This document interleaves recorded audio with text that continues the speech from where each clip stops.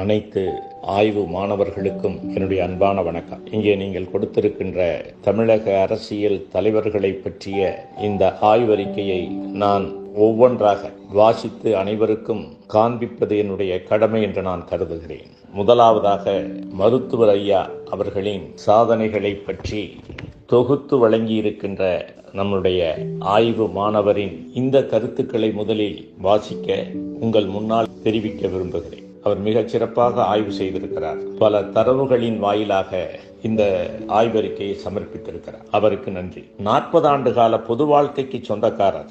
அரசியலிலோ அரசு நிர்வாகத்திலோ எந்த பதவியையும் அனுபவிக்க மாட்டேன், சட்டமன்றத்திலோ நாடாளுமன்றத்திலோ எனது கால்கள் படாது என்று அறிவித்து அதில் உறுதியாக இருப்பவர். 6 மத்திய அமைச்சர்கள், 18 நாடாளுமன்ற உறுப்பினர்கள், 50க்கும் அதிகமான சட்டப்பேரவை உறுப்பினர்களை உருவாக்கினாலும்